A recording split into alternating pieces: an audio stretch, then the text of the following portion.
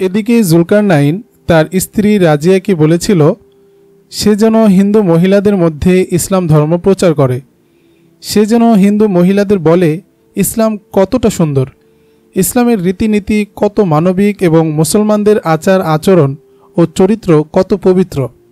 সে যেন হিন্দু মহিলাদের জানায় ইসলামের অনুশাসন এমনই সুন্দর যে তা মানুষকে পবিত্র করে তোলে। রাজিয়া ইসলামের উন্নত চারিত্রিক বৈশিষ্ট্যাবলীর গুণগ্রাহী ছিল। সে মুসলমান পুরুষদের উন্নত নৈতিকতা নিজের জীবনে অনুভব করেছিল, ফলে হিন্দু কোনো মহিলা এলে সে তার জীবনের কাহিনী বর্ণনা করত। এদিকে গজনিতে সুলতান মাহমুদ প্রশাসনিক ও রাষ্ট্রীয় কর্মকাণ্ড নিয়ে ব্যস্ত সময় কাটাচ্ছিলেন।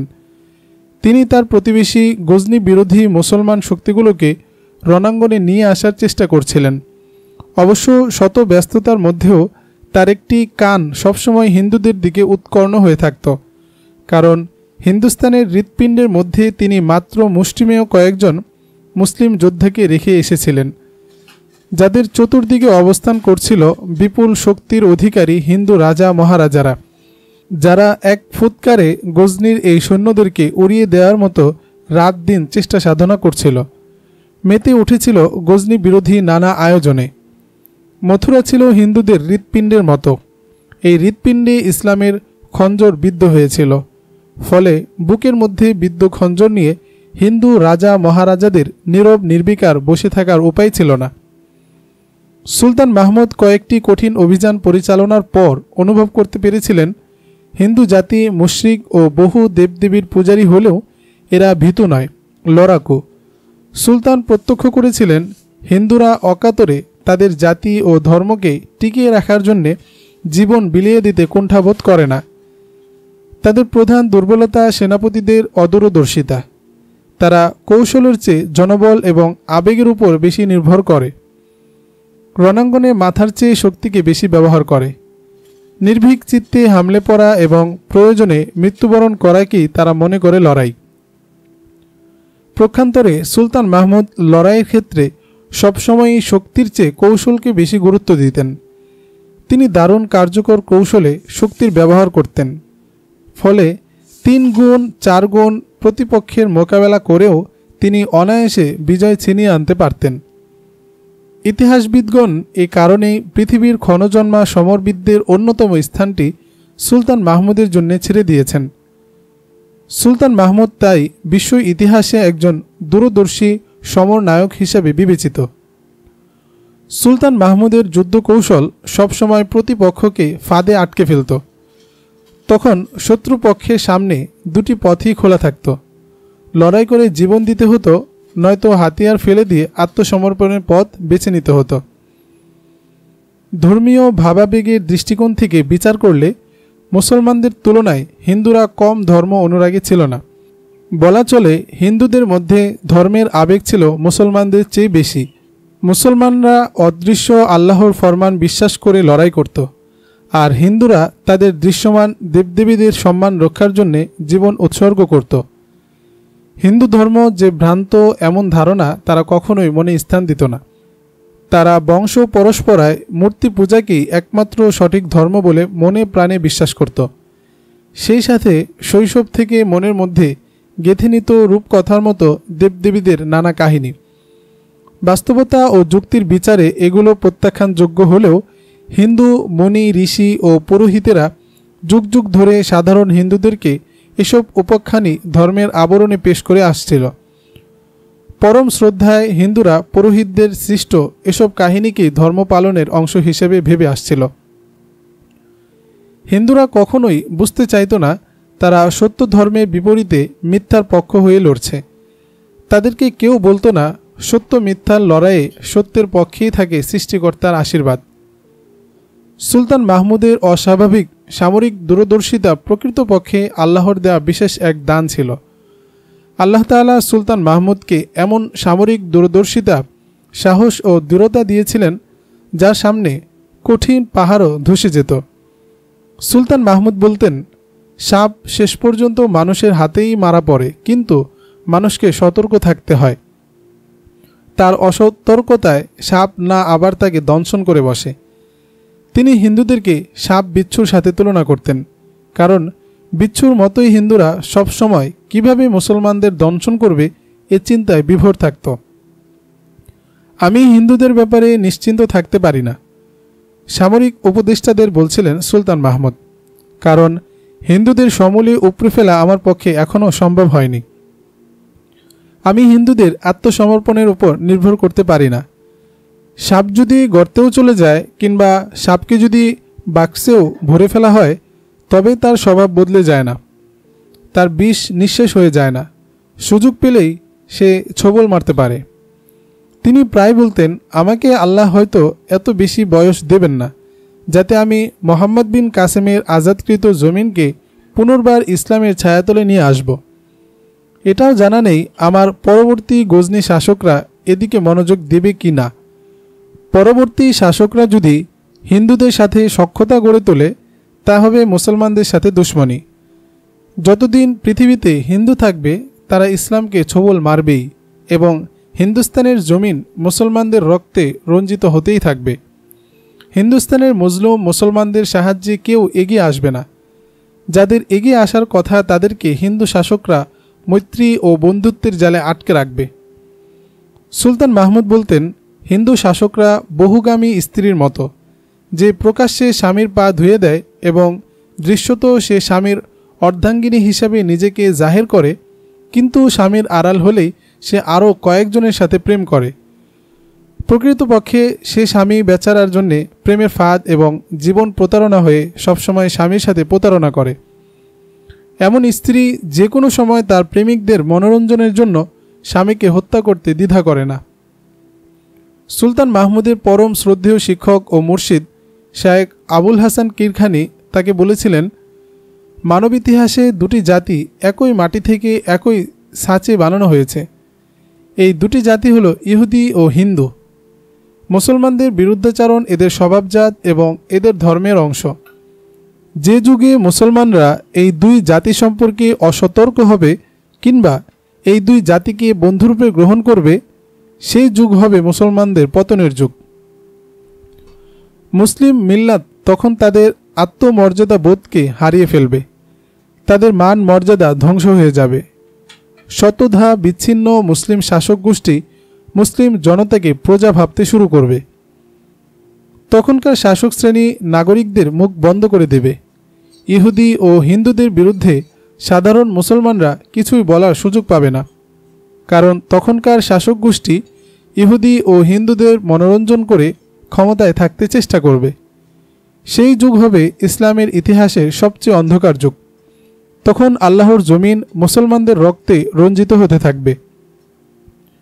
সুলতান মাহমুদ যখন খুব গভীর মনোযোগ দিয়ে তার শায়েখের কথা শুনতেন, এসব কথা শোনার সময় তার চেহারা বিবর্ণ হয়ে যেত। তাকে দেখে মনে হতো তিনি সেই সময়ের কথা ভেবে খুব চিন্তিত হয়ে পড়েছেন। দুঃখ যন্ত্রণায় তার অন্তর কেঁপে উঠত। একদিন আবুল হাসান কিরখানি বললেন, এমন একদিন আসবে যখন তোমার এই রাজ্যে বিধর্মী শক্তি তাদের ইচ্ছে মতো শাসন কাজ চালাবে। তোমার রাজ্যে মুনাফিকদের দৌরাত্ম্য চলবে। গজনি, কান্দাহার, গার্দিজ তখন বিধর্মীদের পদপিষ্ট হবে। যাদের কোনো দিন ধর্ম থাকবে না, তাদেরকেই একদল মুসলিম দিনের প্রহরী ভাবতে শুরু করবে। সম্মানিত মুর্শিদ, কম্পিত কণ্ঠে এ কথা শুনে বললেন সুলতান, সে সময়ের অনাগত সেই জাতির দুর্ভাগ্য আজ আমি কিভাবে রোধ করতে পারবো? আমাকে এজন্য কি ভূমিকা পালন করতে হবে? আরে সুলতান, তুমি তো তখন হবে কবরের অধিবাসী। তোমার কবর তাদের কিছুই করতে পারবে না। তোমার আমার কবরের চারপাশেই ভবিষ্যতে রক্তের হোলি খেলার আয়োজন হবে। তখন আর আমাদের পক্ষে কিছুই করা সম্ভব হবে না। অতএব যা করার এখনই করতে হবে। অবশ্য তুমি তোমার কর্তব্য যথার্থই পালন করছো। এই প্রেক্ষিতে আজ আমি তোমাকে কি কাজ করা ঠিক হবে না সে ব্যাপারটি বলতে চাচ্ছি।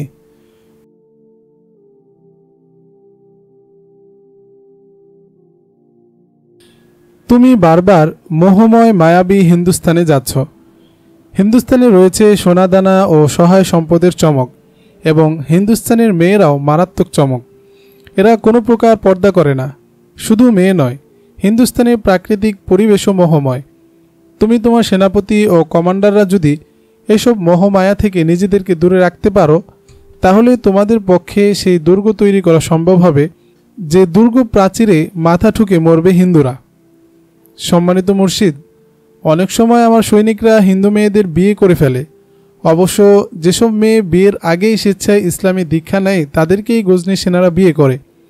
আমি কি এই ধারা চালু থাকতে দেব, না বন্ধ করে দেব? শোনো মাহমুদ, এই প্রেক্ষিতে তোমাকে একটি গল্প বলি, বললেন শায়েখ কিরখানি। আমি যখন যুবক তখন আমার আব্বার একজন বন্ধু প্রায়ই আমাদের বাড়িতে আসতেন।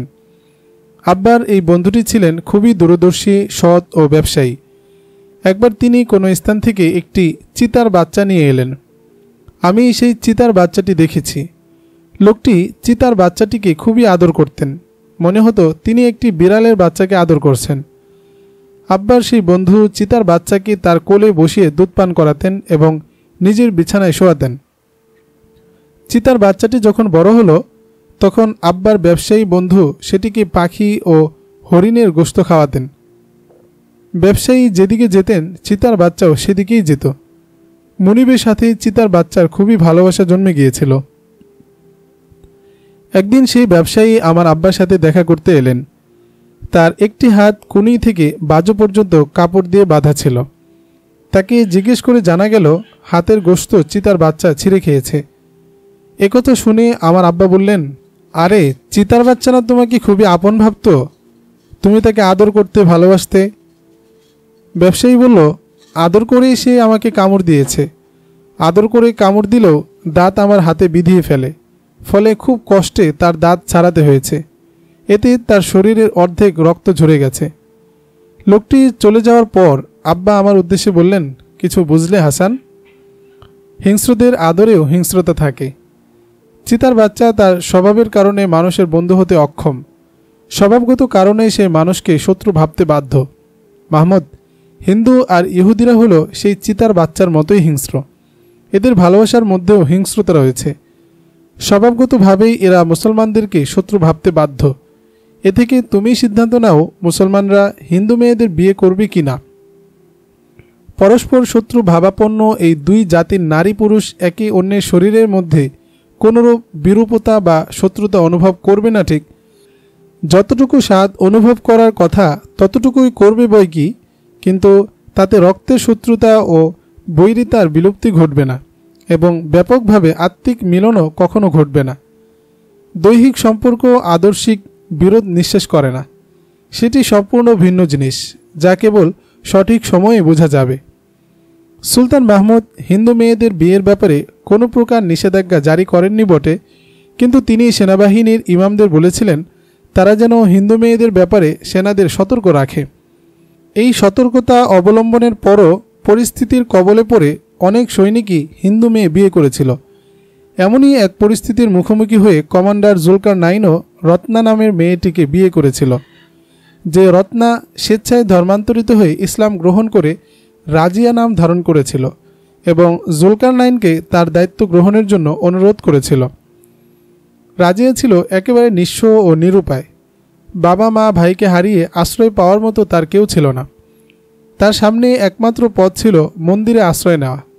কিন্তু মেয়েটিকে মন্দিরের অন্ধকার জীবনে ঠেলে দিতে চাচ্ছিল না জুলকারনাইন, কারণ রত্নার রূপ সৌন্দর্য ও তার অসহায়ত্বের দিকটি জুলকারনাইনকে অনেকটা বাধ্য করে তুলেছিল মেয়েটির দায়িত্ব নিজের কাঁধে তুলে নিতে এবং অন্ধকার জীবন থেকে মেয়েটিকে আলোর পথে নিয়ে আসতে। মেয়েটির অসহায়ত্ব এবং জুলকারনাইনের প্রতি আত্মনিবেদন সেনাবাহিনীর ইমাম ও সেনাপতি আব্দুল কাদের সেলজুকিকেও মেয়েটির প্রতি দয়া পরবশ করে তুলেছিল। ফলে তারা কেউ জুলকারনাইনের সাথে রাজিয়া ওরফে রত্নার বিয়েতে বাধা দেননি। সময়ের ব্যবধানে রাজিয়ার বিয়ের সংবাদ সুলতান মাহমুদের কানেও পৌঁছালো, কিন্তু জুলকারনাইনের কর্তব্যনিষ্ঠা এবং রাজিয়ার অসহায়ত্ব ও জুলকারনাইনের কাছে তার স্বেচ্ছায় আত্মসমর্পণের কথা শুনে এ ব্যাপারে সুলতানও কোনো বিরূপ প্রতিক্রিয়াও ব্যক্ত করেননি। একটা নিয়ম মতো রুটিন মাফিক হিন্দুস্তান থেকে বিভিন্ন সংবাদ নিয়ে গজনিতে দূত পাঠানো হতো। হিন্দুস্তানের বিভিন্ন জায়গায় গজনি সুলতানের যেসব গোয়েন্দা অবস্থান করছিল তাদের সরবরাহকৃত খবরও সমন্বয় করে গজনি সুলতানের কাছে পাঠানো হতো। গোয়েন্দাদের পাঠানো তথ্যমতে লাহোরের মহারাজা তরলোচন পাল তার সৈন্য সামন্ত নিয়ে রাজধানী থেকে গায়েব হয়ে গিয়েছিল। সে গঙ্গা যমুনার মধ্যবর্তী কোথাও অবস্থান না করে আরও উত্তরের দিকে কোনো পাহাড়ি এলাকায় আত্মগোপন করেছিল। কেন সে রাজধানী থেকে সৈন্য সামন্ত নিয়ে আত্মগোপন করেছিল তার উদ্দেশ্য ও অবস্থান সম্পর্কে গোয়েন্দারা সঠিক কোনো তথ্য উদ্ধার করতে পারেনি। রাজা তরলোচন পালের ইচ্ছা যাই থাকুক, তার কাঙ্ক্ষিত ইচ্ছা পূরণের আয়োজন চলছিল কালাঞ্জরে। কালাঞ্জরের রাজা গোবিন্দের রাজমহলে গোয়ালিয়রের রাজা অর্জুন এবং লাহোরের রাজা তরলোচন পাল মিলিত হল। তাদের সাথে গোবিন্দ নামের এক অভিজাত হিন্দু এবং কালাঞ্জরের প্রধান পুরোহিত উপস্থিত ছিল। তাদের আলোচনার প্রধান বিষয় ছিল মহারাজা রাজ্যপাল তাদেরকে ধোঁকা দিয়েছে এবং মৈত্রী চুক্তির আড়ালে সে সুলতান মাহমুদের বশ্যতা স্বীকার করে তার গোলামি করছে। তারা আলোচনা করছিল কিভাবে রাজ্যপালকে সুলতান মাহমুদের বিরুদ্ধে উস্কে দেওয়া যায়। নানামুখী আলোচনা পর্যালোচনা যখন তুঙ্গে, ঠিক সেই মুহূর্তে তাদের কক্ষের বাইরে চুরির রিনিঝিনি আওয়াজ শোনা গেল। চুরির রিনিঝিনি আওয়াজ শুনে সবাই উপরের দিকে তাকালেন। তারা ভাবলেন উপরতলায় হয়তো কোনো নর্তকী কিংবা মহিলা নাচের ঘুঙ্গুর পরে উকি দিয়েছে। কিন্তু চতুর্দিকে দৃষ্টি ঘুরে কক্ষের মধ্যে ঝুলন্ত রেশমি কাপড়ের পর্দায় তাদের দৃষ্টি আটকে গেল। এই পাতলা পর্দার আড়ালে সাধারণত রানী বা রাজকুমারীদের কেউ এসে বসত। সবাই লক্ষ্য করল অতি পাতলা পর্দার আড়ালে সম্পূর্ণ উলঙ্গ এক নারী দাঁড়িয়ে। বিবস্ত্র নারীর অস্তিত্ব দেখে সবার দৃষ্টি অবনমিত হয়ে গেল। এই নাও, গল্পে গল্পে আর মদের গ্লাসে আসর না মাতিয়ে তোমরা এই চুড়িগুলো পরে নাও। পর্দার ওপাশ থেকে তির্যক শ্লেষাত্মক বাক্য উচ্চারিত হলো। কি ব্যাপার, দৃষ্টি নিচের দিকে ফিরিয়ে নিয়েছো কেন? আমার দিকে তাকাও, আমি তোমাদের সম্ভ্রম, আমি ভারত মাতা, আমি ইন্দ্রা দেবী, দেখে নাও আমাকে, আমি সম্পূর্ণ বিবস্ত্র। তোমরা আমাকে এমন বিবস্ত্র করেছ, তোমরা নির্লজ্জ। এখন সব লজ্জার ভান করে দৃষ্টি নিচের দিকে নামিয়ে নিয়েছ কেন? এই ইন্দ্রা দেবী ছিল মহারাজা গোবিন্দের স্ত্রী, বড় রানী। রানীর এই অবস্থা দেখে মহারাজা গোবিন্দ রাগে ক্ষোভে অপমানে জ্বলে উঠল। ক্ষুব্ধ কণ্ঠে গর্জন করে বলল, ভালো চাও তো এখান থেকে চলে যাও শকুন্তলা। শুনে রাখো, শিবাজি এবং হরিকৃষ্ণের অমর্যাদার প্রতিশোধ নিয়েই আমি তোমার কাছে আসব। যে পর্যন্ত ভারত মাতার বুকে গজনীর একটি সৈন্যও অবশিষ্ট থাকবে ততদিন পর্যন্ত আমি তোমার চেহারাও দেখব না, তোমাকে স্পর্শও করব না। ইন্দ্রা দেবীকে রাজা শকুন্তলা নামে ডাকত। রাখো তোমার এই শপথ, তাচ্ছিল্যমাখা কণ্ঠে বলল রানী শকুন্তলা। রাজপুতদের রক্ত আর তোমাদের দেহে প্রবাহিত নেই। শরাবের নেশা রাজপুত রক্তকে পানি করে ফেলেছে। তোমরা যদি সত্যিকার আত্মমর্যাদাবোধ সম্পন্ন হতে তাহলে শলাপরামর্শের নামে রাজমহলে বসে শরাবের নেশা করতে পারতে না। তোমরা কেন সেই ময়দানে যাচ্ছ না যেখানে ভারত মাতার হাজারো সন্তান জীবন দিয়েছে? তোমরা সেই সব মন্দিরের ধ্বংসাবশেষের নিচে পড়ে কেন মৃত্যুবরণ করলে না মুসলমানরা যেসব মন্দির ধ্বংস করে দিয়েছে? রানী, এখনো তুমি এখান থেকে যাচ্ছ না? আমাকে কি কোনো ব্যবস্থা নিতে হবে? ক্ষুব্ধ কণ্ঠে বলল রাজা গোবিন্দ। রাজার এ কথা শুনে কালাঞ্জরের প্রধান পুরোহিত দাঁড়িয়ে গেল। সেই যুগে হিন্দু রাজা মহারাজারা রাজ্য শাসন করত আর রাজাদের শাসন করত পুরোহিতরা। কোনো কোনো এলাকায় সরাসরি পুরোহিতদের শাসন চলত। গোটা হিন্দুস্তান জুড়ে ছিল পুরোহিতদের দাপট। রাজা মহারাজাদের যত দাপটই থাক না কেন, কোনো না কোনোভাবে তারা পুরোহিতদের দ্বারা প্রভাবিত হতো। পুরোহিতদের অদৃশ্য শাসন চলত সবখানে। কালাঞ্জরের এই বৈঠকে পুরোহিত যখন রানী শকুন্তলাকে পর্দার ওপাশে সম্পূর্ণ উলঙ্গ দেখতে পেল, তখন সে রাগে ক্ষোভে অগ্নিশর্মা হয়ে উঠল এবং রাজাদের উদ্দেশ্যে বলল, আপনারা বলছেন রানী এখান থেকে যাচ্ছে না কেন? আমি বলি রানী এই অবস্থাতেই আমাদের সামনে আসছে না কেন, যাতে আমরা ভালোভাবে বুঝতে পারি বিবস্ত্র, অর্ধার্মিক, আত্মমর্যাদাহীন একটি জাতি কেমন হতে পারে। সুলতান মাহমুদ ভারতের বেশ কয়েকটি রাজ্য দখল করে নিয়েছে। 2 বছর হয়ে গেল। এই 2 বছর তোমরা আসর বসিয়ে গল্প মারা ছাড়া আর কি করেছ? তাই তোমাদের অস্ত্রশস্ত্র তরবারি এই দেশের নারী ও পুরোহিতদের হাতে দিয়ে তোমরা চুরি পরে রাজপ্রাসাদে থাকো, নারী আর পুরোহিতরা গিয়ে লড়াই করুক। এখনও তোমাদের নর্তকী আর শরাব নিয়ে রাজমহলে আনন্দ ফুর্তিতে ভাটা পড়েনি। দেবতাদের নামে তোমরা বারবার কসম করেছ, এসব প্রতিজ্ঞা আর কসমও তোমরা রক্ষা করনি। এক পর্যায়ে রানীকে ইঙ্গিত করে পুরোহিত বলল, চলে যাও রানী, আমি মহারাজাদের কপালে ঘামের ফোঁটা দেখতে পাচ্ছি। আশা করি লজ্জার এই ঘাম তাদের রক্তকে গরম করবে। রানী চলে গেল বটে, কিন্তু দরবার মহলে নেমে এলো নীরবতা। এই নীরবতার মধ্যেই জন্ম নিল গজনী বাহিনীর বিরুদ্ধে মারাত্মক এক তুফান। অবস্থা এমন হলো যে উপস্থিত 3 মহারাজার কেউ কারো প্রতি লজ্জা ও অপমানে তাকাতে পারছিল না। কনৌজ দুর্গে গজনীর সৈন্য সংখ্যা 1000ও হবে না, বলল পুরোহিত। তোমরা হামলা করলে লড়াই ছাড়াই তাদেরকে পরাস্ত করতে পারো। তোমাদের বিপুল জনশক্তি দেখে ওরাও লড়াই না করেই হাতিয়ার ফেলে দিতে বাধ্য হবে, কারণ তাদের সাহায্য করার কেউ এখানে নেই। কে আসবে তাদের সাহায্য করতে? তাদের এই 1000 সৈন্যকে হত্যা করলেও কিছু হবে না। গজনী থেকে মাহমুদ ঝড়ের বেগে চলে আসবে, বলল গোয়ালিয়রের রাজা অর্জুন।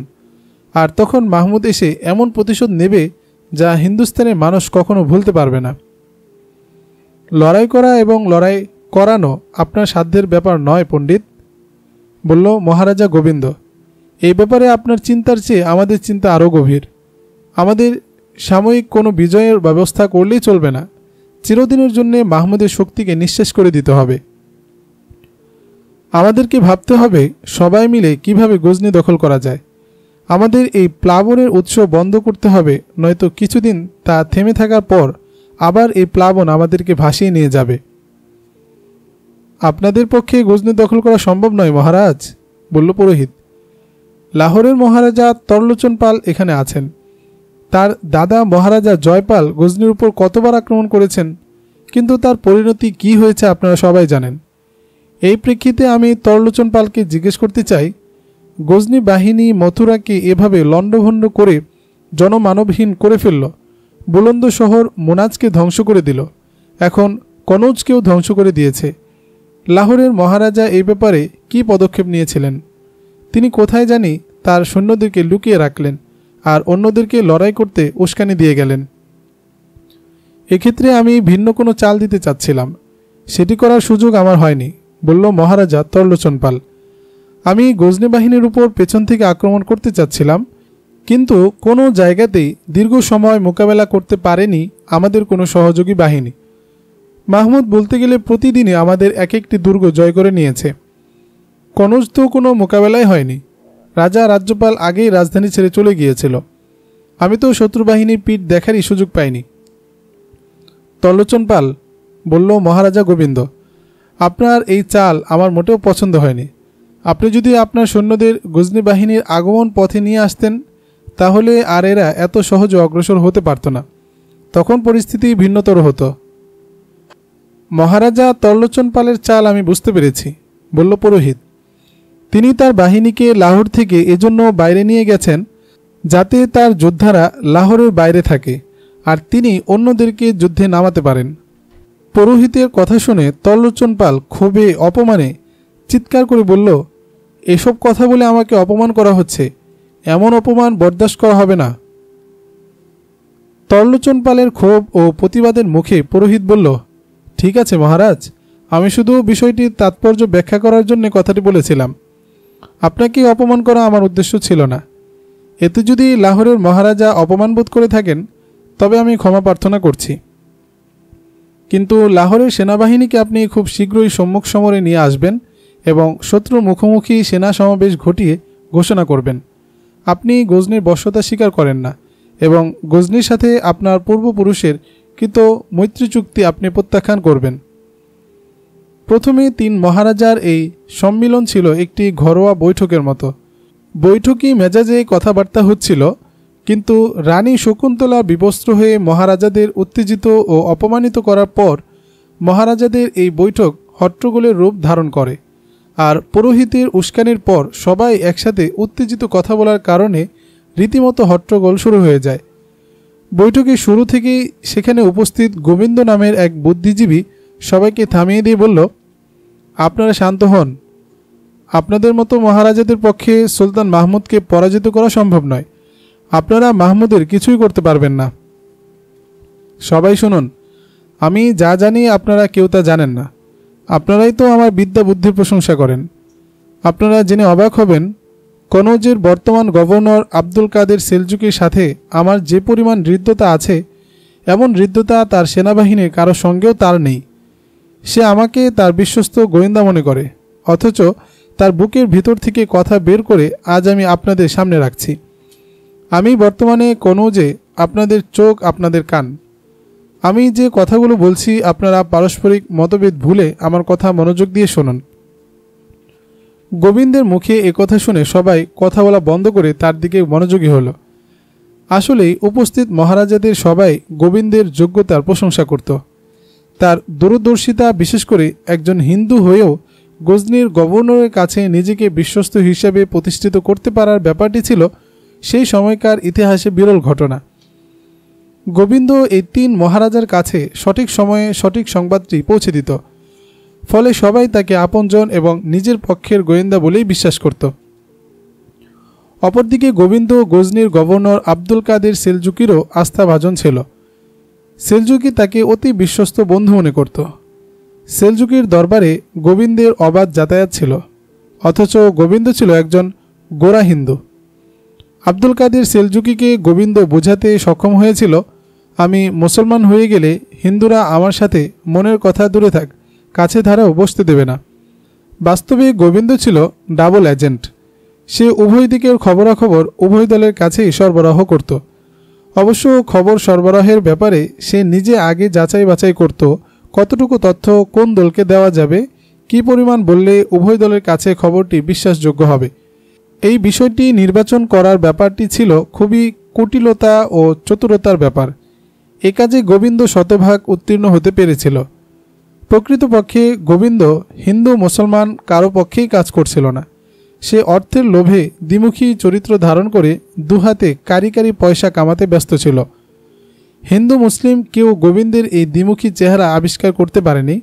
তাই নির্বিঘ্নে গোবিন্দ তার চাতুর্যপূর্ণ কৌশল কাজে লাগিয়ে হিন্দু মুসলিম উভয় শাসকদের আস্থাভাজন রূপে নিজেকে প্রতিষ্ঠিত করতে সক্ষম হল।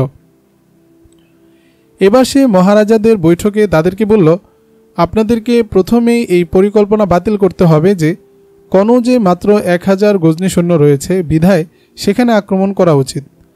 আমি বলছি আপনাদেরকে এই পরিকল্পনা সম্পূর্ণ বাতিল করতে হবে। আপনাদের মনে রাখতে হবে, রাজ্যপালের বর্তমান রাজধানী বারিকে গজনীর সেনারা ক্যাম্প বানিয়ে ফেলেছে। বাড়িতে এখন সম্পূর্ণ শান্তিপূর্ণ অবস্থা বিরাজ করছে। কনৌজ থেকে যেসব হিন্দু পরিবার পালিয়ে গিয়েছিল তারা এখন বাড়িতে এসে বসতি স্থাপন করেছে। রাজ্যপালের যেসব সৈন্য বাড়িতে রয়েছে তাদেরকে গজনীর সেনা কমান্ডাররা প্রশিক্ষণ দিচ্ছে। গজনীর সেনাদের আচার ব্যবহার এতটাই সন্তোষজনক যে এ পর্যন্ত শখানেক হিন্দু সৈনিক ইসলাম গ্রহণ করেছে। হিন্দুদের অনেক কুমারী মেয়েও ইসলাম গ্রহণ করেছে।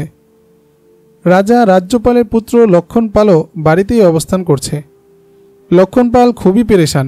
সে মনে মনে মুসলমানদের প্রতি খুবই ক্ষুব্ধ, কিন্তু তার বাবা মুসলমানদের অধীনতা মেনে নেওয়ার কারণে তার পক্ষে বাবার বিরুদ্ধে গিয়ে কোনো কিছু করা সম্ভব হচ্ছে না। সে আমাকে কথা বলেছে, সুযোগ পেলে সে তার বাবাকে হত্যা করে হলেও মুসলিম অধীনতা থেকে মুক্তি লাভ করবে। কিন্তু সে ভয় পায় গজনী বাহিনীর প্রতিশোধকে, কারণ রাজা গজনী বাহিনীর মিত্র। কোনো অবস্থাতেই রাজা গজনী শাসকদের বিরুদ্ধে যেতে চায় না। রাজার কথা হলো, সম্মুখ সমরে কোনো হিন্দুর পক্ষেই গজনী বাহিনীকে পরাস্ত করা সম্ভব নয়। চক্রান্ত করেও গজনী বাহিনীকে পরাস্ত করা অসম্ভব। তাদের অধীনতা মেনে নিয়ে আমি যে কোনো সময়ের তুলনায় ভালো আছি। অকারণে তাদের বিরুদ্ধে গিয়ে কোনো বিপর্যয় ডেকে আনা বুদ্ধিমানের কাজ হবে না। আমি বর্তমানে ভেতরের অবস্থা যতটুকু জানি তাতে আমি এই সিদ্ধান্তে পৌঁছেছি যে রাজ্যপালকে অতি গোপনে হত্যা করতে পারলে হয়তো বাড়িকে গজনী বিরোধী একটি পরিবেশ তৈরি করা যাবে। তবে এই হত্যাকাণ্ড এমন সংগোপনে ঘটাতে হবে যাতে গজনী বাহিনীর কোনো সন্দেহ করার অবকাশ না থাকে যে এই কাণ্ড চক্রান্তমূলকভাবে কোনো হিন্দুর দ্বারা সংগঠিত হয়েছে। গোবিন্দের একথা শুনে মহারাজা গোবিন্দ তার উরুতে থাপ্পড় মেরে বললেন, এতক্ষণে তুমি আসল কথাটি বলেছ। আমি এ কথাটিই ভাবছিলাম।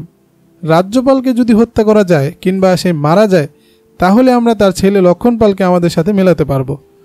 সে গজনী বাহিনীর অধীনে থেকেও আমাদের পক্ষে গজনীর বিরুদ্ধে কাজ করতে পারবে। আমরা যখন সম্মিলিত বাহিনী গঠন করব, তখন সে তার সৈন্যদের নিয়ে বাড়িতে অবস্থানরত গজনীর গুটি কয়েক কমান্ডারকে বন্দী করে ঘোষণা দিয়ে দিবে, আমি এখন থেকে গজনীর সাথে কৃত মৈত্রী চুক্তি অস্বীকার করলাম। এরপর যদি সুলতান মাহমুদ সেনাভিযান চালায়, আমরা তখন দুর্গবন্দী না হয়ে উন্মুক্ত ময়দানে তার সঙ্গে মোকাবেলা করব। এ ব্যাপারে আলোচনা পর্যালোচনার পর সম্মিলিত সিদ্ধান্ত হল, লক্ষণপালকে হিন্দুদের পক্ষে কাজ করার সুযোগ দেওয়ার জন্য রাজা রাজ্যপালকে হত্যা করতে হবে। কিন্তু কোনো রাজা এ বিষয়ে সিদ্ধান্ত দিতে পারল না কে রাজ্যপালকে হত্যা করবে এবং কিভাবে করবে। গোবিন্দ জানালো, রাজ্যপাল কার্যত মুসলমানদের হাতে বন্দী। তার নিরাপত্তা বাহিনীতে সবসময় ৩-৪ জন গজনী সেনা অবস্থান করে। কাজেই রাজ্যপালকে প্রকাশ্যে হত্যা করে ফিরে আসা সহজ ব্যাপার নয়। একজন বলল, রাজ্যপালের কোনো নর্তকীকে হাত করে তার মাধ্যমে খাবারে বিষ প্রয়োগ করে হত্যা করতে হবে। আরেকজন এটা প্রত্যাখ্যান করে বলল, এই উদ্যোগ ব্যর্থ হয়ে যেতে পারে। কোনো পেশাদার নর্তকী এ কাজ করতে মোটেও রাজি হবে না। এ ব্যাপারে আমার মাথায় একটা বুদ্ধি এসেছে, বলল পুরোহিত। আমাকে কালাঞ্জর রাজ্যের দূত হিসেবে মহারাজা রাজ্যপালের কাছে পাঠানো হোক।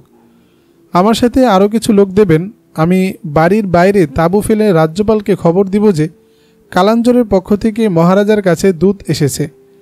দূত তার তাঁবুতেই মহারাজার সাথে মিলিত হতে চান। আমার তাঁবুতে যদি রাজ্যপাল আসে, তাহলে আমি কোনো পানীয় বা খাবারে মিশিয়ে তাকে এমন বিষ খাইয়ে দেব যা খুব ধীরে ধীরে তাকে মৃত্যুর দিকে ঠেলে দিবে, কেউ কিছুই টের পাবে না। কয়েকদিন পরই রাজা দুরারোগ্য ব্যাধিতে আক্রান্ত হয়ে যাবে। 10-15 দিনের মধ্যে পেটের পীড়ায় ভুগে সে মারা যাবে। কোনো ডাক্তার বুদ্ধি কাজে আসবে না। বিষ প্রয়োগের বিষয়টি কেউ মাথায়ও আনবে না। তবে বিষ প্রয়োগের আগে আমি তাকে সম্মত করাতে চেষ্টা করব, দৃশ্যত তিনি যেন গজনী বাহিনীর মিত্র হয়ে থাকেন এবং সময় সুযোগ মতো বিদ্রোহ করেন। আমি তার মনোভাব বুঝতে চেষ্টা করব, আসলে সে আমাদের ধোঁকা দিবে না গজনী সরকারকে ধোঁকা দেবে। পরিস্থিতি বুঝে আমি সিদ্ধান্ত নেব তার বেঁচে থাকা দরকার না মৃত্যু দরকার। আপনার এই পরিকল্পনায় কোনো কাজ হবে না, কারণ গজনীর কমান্ডাররা তাকে বাড়ির সীমানার বাইরে যেতে দেবে না, বলল গোবিন্দ। আপনি চেষ্টা করে দেখতে পারেন, কিন্তু আমি যতটুকু জানি আমি গভর্নর আব্দুল কাদেরের ব্যক্তিগত বন্ধু ও অতি আস্থাভাজন লোক।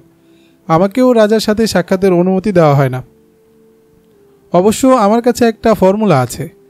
মহারাজা রাজ্যপাল খুবই নারী পাগল। তার সবসময় নতুন নতুন সুন্দরী মেয়ে না হলে চলে না। আপনি যদি 2-3টি সুন্দরী মেয়েকে সাথে নিয়ে যেতে পারেন আর কোনোভাবে রাজার কানে খবরটি পৌঁছে দিতে পারেন যে রাজার জন্য অতি সুন্দরী মেয়ে নিয়ে আসা হয়েছে, তাহলে সে গজনীর শাসকদের অনুরোধ করে বলে কয়ে আপনার কাছে চলে আসতে পারে।